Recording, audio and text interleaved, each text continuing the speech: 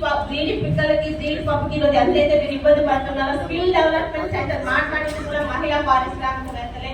ఖచ్చితంగా 4 నెలల్లో మేము అక్కడికి ఫ్లైట్ లో వచ్చి మేము స్కిల్ డెవలప్మెంట్ సెంటర్ పెట్టడానికి మేము మాటిస్తున్నాము. ఇది ఈరోజు సోషల్ మీడియా ఖచ్చితంగా పలాసలో ఉన్న ప్రతి సమస్యని గవర్నమెంట్ పరంగానే కాకుండా ముందుకొచ్చే అనేక మంది పారిశ్రామికవేత్తలు ఉన్నారు.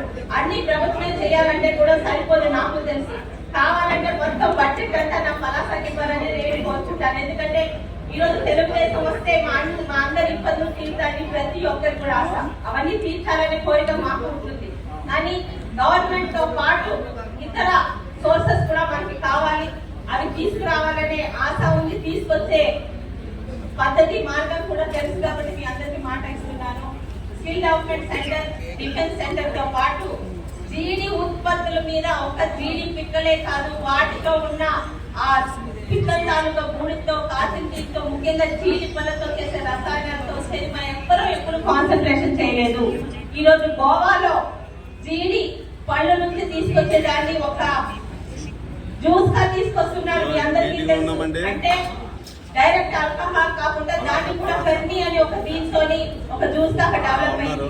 అలాగే పలాస జీడి పిక్కకి ఈరోజు ఎంతైతే ప్రాధాన్యత ఉందో, జీడి పప్పుకి ఎంత ప్రాధాన్యత ఉందో, జీడి ఉత్పత్తులు కూడా పలాస అంత ప్రాధాన్యత వచ్చేలా పూర్తిగా మీకు సహకరించి ఇక్కడ ఉన్న ముఖ్యంగా వేసవి కాలంలోనే జీడి పిక్కలు వదలడానికి మన సోదరుని మనం చాలా మంది ఆడపిల్లలు వేసవి కాలంలో మనకి వాళ్ళందరికీ కూడా 365 రోజులు జీడి పిక్కలే కాదు, వాటి మీద వచ్చే ఇతర ఆదాయ మార్గాలు కూడా నేర్పించడానికి ఇక్కడ చిన్న కుటీర పరిశ్రమలు ఖచ్చితంగా తీసుకుని వస్తాము. రావడానికి చంద్రబాబు నాయుడు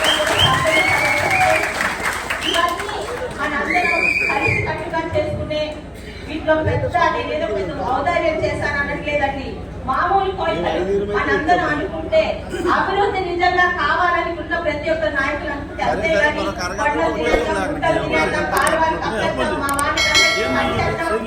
అవసరమైతే ఒకరికి 2,000 రూపాయలు పేటీఎం లేసి ఆపేద్దాం అలాంటి కోరిక నాయకులు